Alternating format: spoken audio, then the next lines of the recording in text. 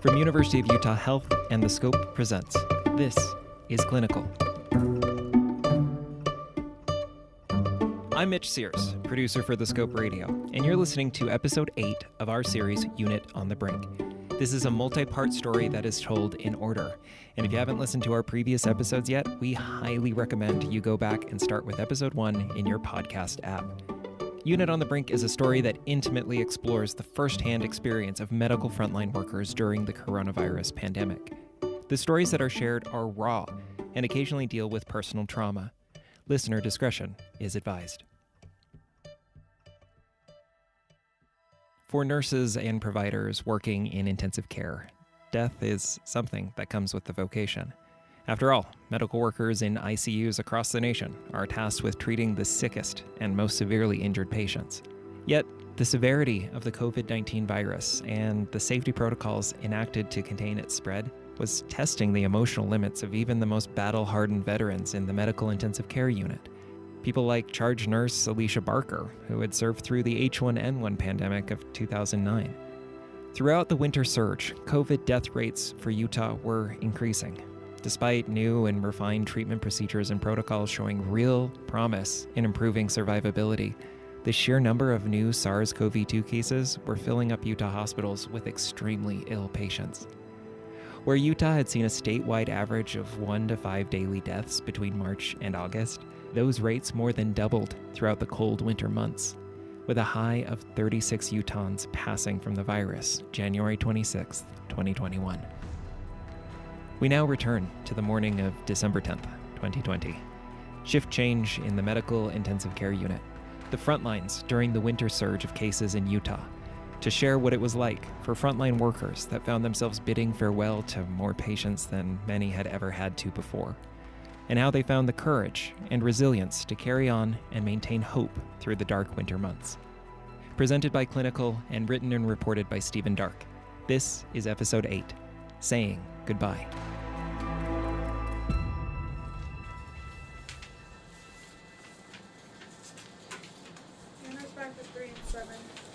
By 7:40 a.m. that December 10th morning, at the University Hospital Medical ICU, the charge nurse had finished going through the roster of patients. Nurses had chosen their patients for the day shift, and all that was left was to send them on their way. Go team! Yay! Nurses and healthcare assistants fanned out to talk to the night shift about the patients they were taking over for more detailed insight into how the night had gone. The transfer of care complete, the unit went eerily quiet for a while as nurses busied themselves attending to their patients. Then at 10 a.m., proning began. That's when sedated patients on ventilators are turned over. Proning helps patients with their breathing because it aids delivery of oxygen to parts of their lungs that aren't otherwise reached when they are on their backs. But staff knew that as more patients needed to be proned, so more of them were edging closer to not coming back from the brink that COVID-19 had pushed them to. Being put on a ventilator, after all, was in no way a guarantee that they would survive the virus, but rather a reflection on how much damage the virus had inflicted on their lungs.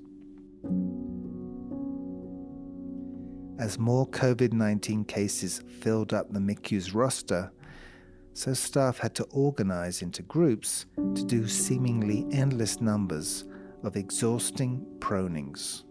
For larger patients, in each of the equipment-crowded rooms, that means 3 nurses each side, along with the primary nurse or attending provider reading the protocols, and a respiratory therapist, if available, managing the patient's airway. The physical energy and mental concentration that goes into each half-hour proning, especially when you have to repeat the process at the end of the shift, leaves staff drained. One shift, charge nurse Alicia Barker recalls, was simply overwhelming in the number of patients who had to be proned. This was a couple of weeks back where it was a hellacious shift and we had a lot of patients to prone or unprone at the beginning of the shift. And then we had to flip the patients back over, like prone them again at the end of the shift. We were just exhausted. And it's, 5:36 p.m. We're all a bit delirious by this point, just going from room to room, to the next room to prone these patients. As they moved from room to room to room, end of shift, the mood was becoming increasingly brittle. Physical, mental, and emotional exhaustion had already exacted so great a toll on Barker's colleagues. She had to find a way to rally the troops, to get them through these last pronings. So by the third patient we're proning, and we're all just like almost in tears. We don't want to be doing this anymore. I got the bright idea to start reading the instructions in a different accent. And it completely changed the mood of the room. And everybody was talking back to me in their own version of the Russian accent that I was doing. And there was no other place in the world that I would have rather have been in that moment than in that room with all of those, with my coworkers, because we turned a very dismal, miserable situation into something that was really, really fun. Caring for a patient who can't communicate because they are sedated with a breathing tube down their throat leads some nurses, like charge nurse Kat Coe, to worry that they are losing sight of who they are caring for because of the very nature of the treatment they are called on to provide. I think it's more the nature of the disease makes it pretty impossible for us on the MICU because a lot of them desat if they talk. So that means that basically their blood oxygen levels go dangerously low if they talk or eat or sit up or, God forbid, stand up. So I think it is hard to form relationships with them when some of them really can't talk without desatting. And this is not just with COVID, but I think in the ICU in general, it can be very hard because the patients are so sick that they can't communicate very well. It can be very hard to have any concept of what they are like as a human being outside of the hospital. And I think that can actually be dangerous for a nurse to stop seeing a patient's humanness. You know what I mean? Nurses facilitating family members by using an iPad to allow them to talk to their sedated, intubated loved one can be one way of getting round relatives not being permitted to visit COVID patients due to safety policies. But, Coe says, FaceTiming can also open the door to secondary trauma when it comes to being the only physically present witness to someone's death while assisting relatives in saying goodbye virtually.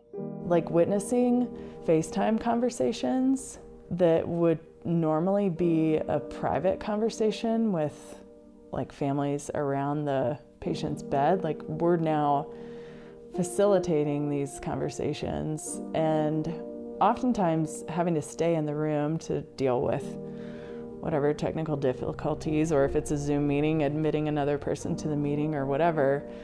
And we're witnessing these sort of goodbye conversations or the families trying to get the patient to engage in a do you want to keep going sort of conversation and or decision. I think being in earshot of that often these days it's just heavy. It's sad. It's so sad to see these families on FaceTime not able to touch their loved one and trying to figure out what is the best thing to do for them. Nurse Megan Deal has also struggled with the realities of supporting relatives through the process of shifting a patient to comfort care, when those relatives can only be present virtually. Helping loved ones say goodbye online she says, as difficult as it is for them, is uniquely challenging for nurses who have to attend and facilitate these farewells. For weeks, while a patient has been sedated and on a ventilator to battle the pulmonary ravages of the virus, they have been reduced to a silent, slumbering form. Suddenly, in their last moments of life, as families say goodbye, the nurse learns who their patient was and how much they mattered to their loved one. Being on a FaceTime call with a family, they will talk about the type of person that their loved one is, or they'll share stories, and it's different with each patient, but a lot of patients that I've done like FaceTime calls with while they're saying goodbye, death takes a little bit of time sometimes. And so we stay there the whole time to be able to give medications and do things. And, with FaceTime, make sure the camera's pointed the right direction and things like that.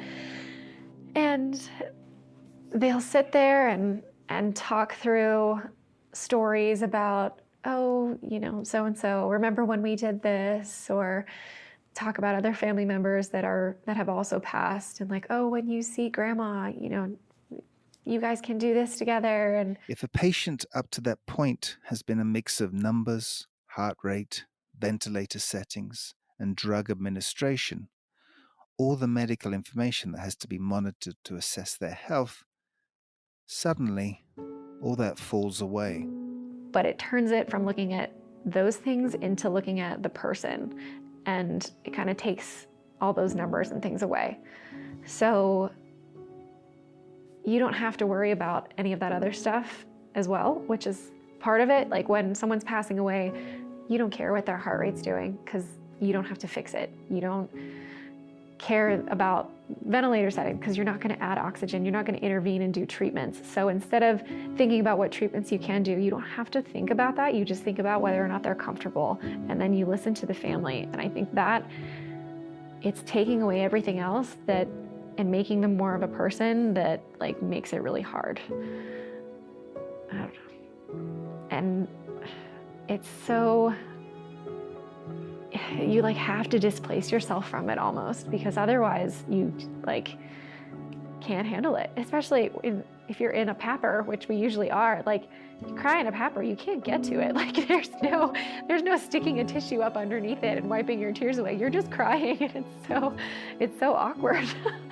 But it's and then you don't want the family to see you crying because you're supposed to be strong for them too. So key to these online farewells are the stands on which the iPads rest. we have some now that are on little stands, and I usually try to get one of those. Or if it's something like that, I try to get one that I'm not holding, because if you need to give medications or do anything, you want to have your hands free and not be like, I'm going to lay you down for a second, like hold on. So there's a little stand with wheels on it, and it has like a bendy arm. And so you like set it up and, you know, get them to where they can see the patient, and we'll like call in a couple different people. So it's, you know, 3 or 4 different little boxes on the screen, and then they're talking to their loved one and telling stories about them. And it's a delicate virtual process, trying to bring the family as close to the patient as possible. So if the family can't be there, which usually they can't, we'll take the breathing tube out. Everything's turned off. We can put the monitor so where we can, you know, see the numbers, but it's not going to beep at us and make noises and everything, because you don't want to distract from the moment. And then I try to get to where they're just looking at their family member, like pretty close to their face. I don't usually do like a full body. You know, you want them to be close enough to see them.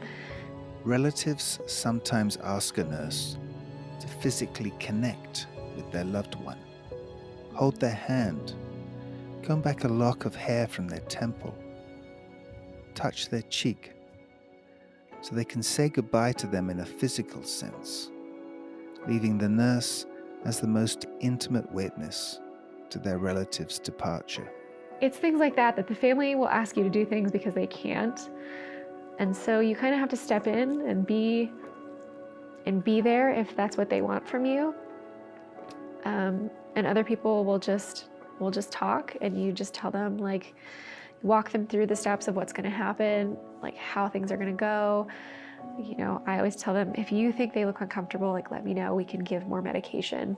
In such an intimate, painful space, a nurse finds herself a spectator to a farewell that feels almost unbearable.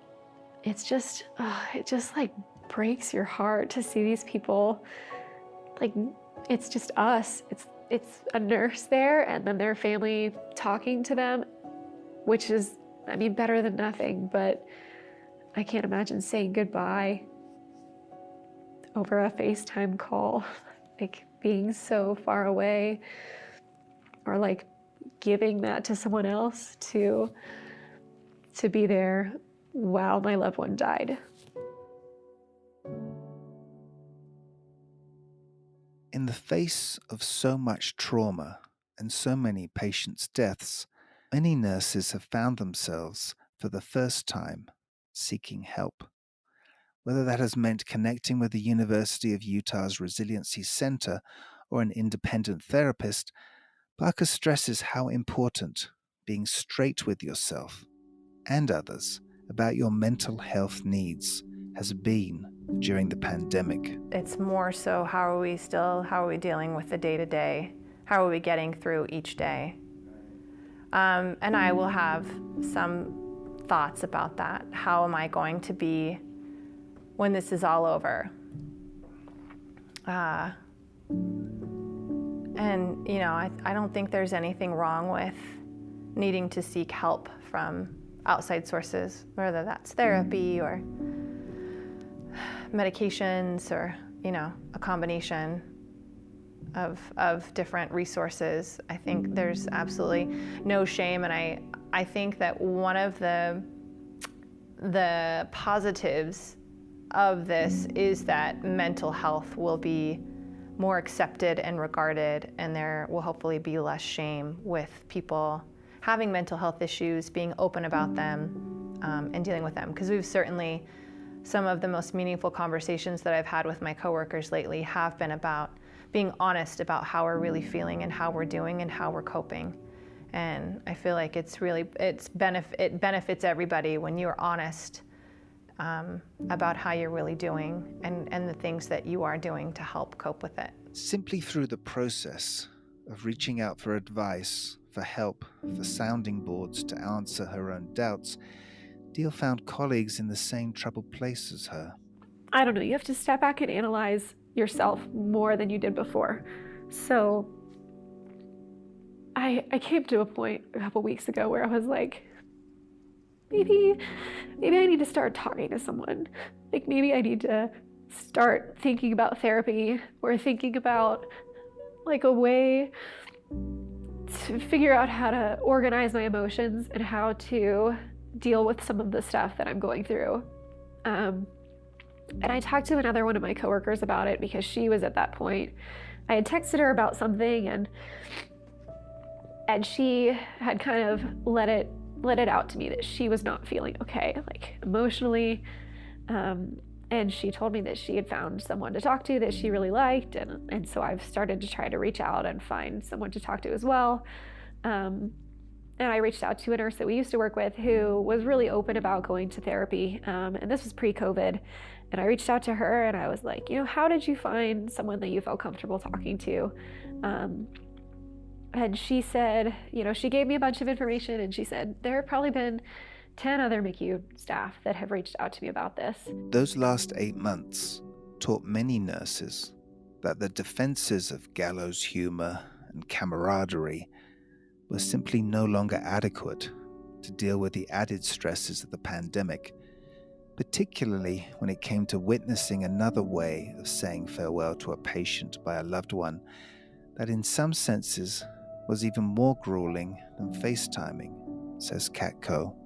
I think the part that is still really heavy is seeing the families and just like seeing them, if it's a COVID patient, they can't go in the room. I think it's one now that is allowed to stand outside the room while the patient is passing away, and seeing them have to do that is really heartbreaking. And I often put myself in their shoes and think how hard it would be to stay outside the room. And how sad I would be to watch my mother, father, brother, whoever pass away alone. It's heavy. I think a lot of us are going to therapy right now.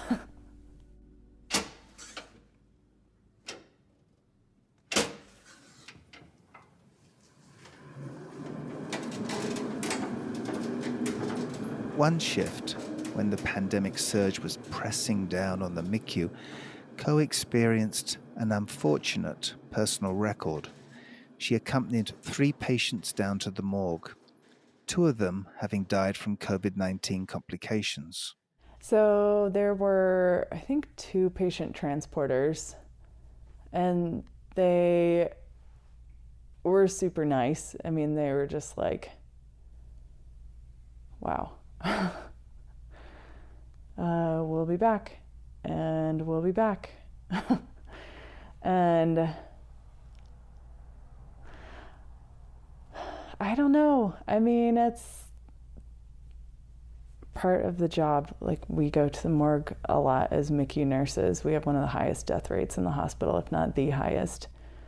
And we're all very familiar with the death packet. We've had nurses float to us before, and like nurses from other units, and not familiar with the death packet or haven't had to fill it out in a year and a half or something. And we're all like, welcome to MICU.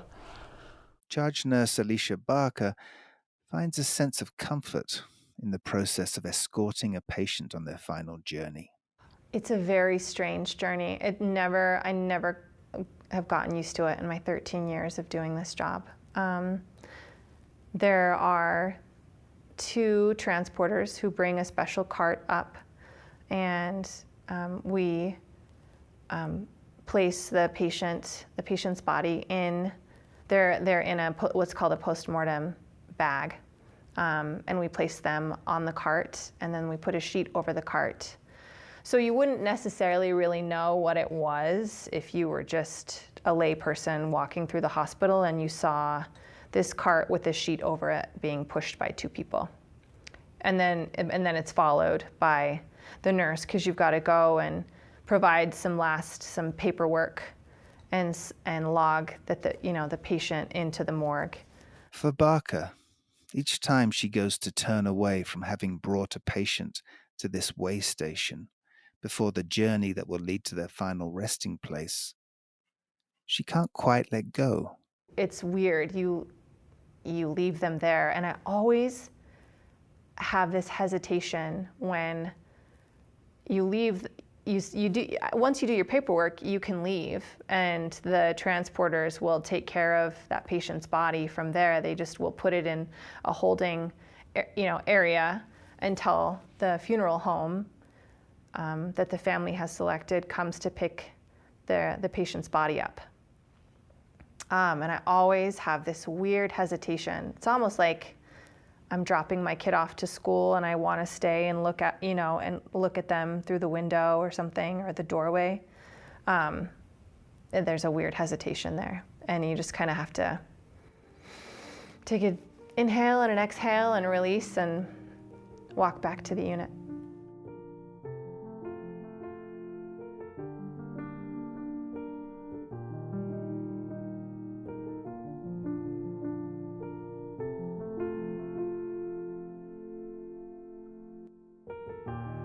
By the beginning of February 2021, like an eternally building tsunami that had finally crashed down onto land, only to begin to recede, leaving so much damage in its wake, so the numbers of new daily infections began to drop, along with the numbers of new hospitalizations. The healthcare system, all its providers and nurses, both ICU and general floor, felt the first signs of pulling back from a brink that at moments had seemed close to, but never quite did, overwhelm it. Not that things would ever be quite the same, including at the MICU, where familiar faces had departed or announced their decision to move on. Charge nurse Kat Coe resigned her last shift on January the 2nd. She left for a change of pace, working at U of U Health's ski injury clinic at the Snowbird Resort. There she could continue working in critical care, but with the added bonus of backcountry skiing before work and hill laps during her lunch break. Charge nurse Alicia Barker said she too was leaving in April to pursue her ambition of becoming a nurse anesthetist. If there's one thing that COVID-19 taught her, it's that now is the time to live your dreams. For those that remain at the MICU, like newly appointed charge nurse Megan Deal, they look forward to that growing glint of light on the horizon when the pandemic can finally be declared under control. That December the 10th morning, as the safety briefing heralded yet another change of shift, Deal prepared to wrap up on B50. She considered the impending ramifications of vaccinations, both soon and long term, and yet still, she managed to joke. Maybe it seems so far away because, like, they say we're getting a vaccine, but that's only June or July maybe, and that's so far away. So I don't know. Maybe eventually we'll be back to floating all over the hospital and complaining about floating instead of complaining about COVID. I don't know. And for some nurses, like 23-year-old Reagan Lowe, who began her career as a nurse in the MICU in May 2020, there's personal celebrations to look forward to. On May the 1st, 2021, she's getting married at the Highland Gardens in Utah County. Her fiancé is an electrical engineer and is always careful, she says, to pay attention to how she's coping with work. Sometimes it's kind of hard to describe things. The way when he describes his job and the math he has to understand, it goes straight over my head, and it's the same when I'm talking about certain procedures and situations and trying to explain, but also it's nice to just, he's a break from the COVID. His breath of fresh air doesn't, it's kind of nice to have someone that just doesn't have to, doesn't feel it and see it the same way. Whether it's in Lowe's commitment to her marital future, as well as a nurse, or Barker's decision to realize her long-held dreams, it's the resilience of the human spirit in the face of adversity that lingers most in the mind after months of talking to nurses at University Hospital's medical ICU. But there's a sense in something that Charge Nurse Barker argues that speaks to all nurses, not only at the MICU, not only in University Hospital and so many other clinics and hospitals within the U system, but indeed nurses across the globe. Even at the lowest points of the pandemic, she says, she and her colleagues were still able to find the strength to go on. Right, where you can find resilience in the pit of despair in the bottom of, feeling like you absolutely can't go on, and then all of a sudden you're laughing and having a great time. I'm like, wow, that's a miracle. That's a miracle of the human spirit, I think. And I hope that my coworkers can recognize that. Yes, it's very hard, and there are things that aren't fair about this, and things that will make you angry if you let them, if you think about them and wish that things were being dealt with differently. There's always things we wish that could be different, but we also have the capacity to be extremely resilient in this.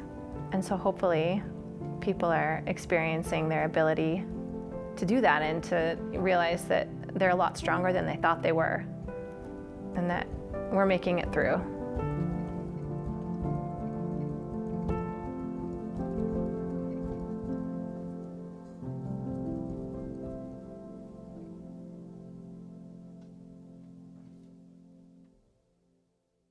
Next time on Unit on the Brink. December 14th, a mass vaccination effort in the state begins for frontline workers. Charge nurse Christy Mulder was the first person in Utah to receive the COVID-19 vaccine.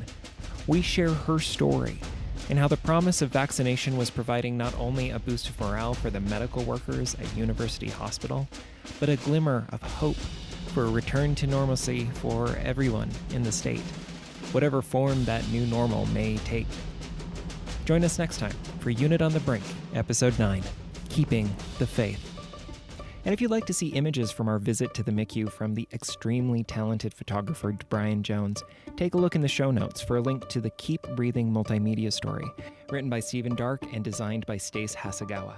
Clinical is part of the Scope Presents Network and brought to you by University of Utah Health. If you liked what you heard, please be sure to subscribe and share with your friends. And if you haven't yet, why not give us a rating on Stitcher or Apple Podcasts? Those ratings really help new podcasts like ours, and it makes our day to read them.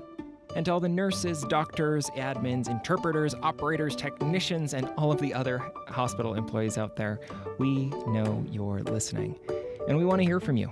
Feel free to share at our listener line at 1-601-55-SCOPE. Again, that's 1-601-55-SCOPE. Or email us at hello@thescoperadio.com. Clinical is produced by me, Mitch Sears, and Stephen Dark. Music in this episode by ANBR, Vortex, the David Roy Collective, Ian Post, Laurel Violet, and Yehelzkel Raz. And of course, a heart-filled thanks to the men and women who have shared their stories with all of us and fight to this very day to keep each and every one of us safe.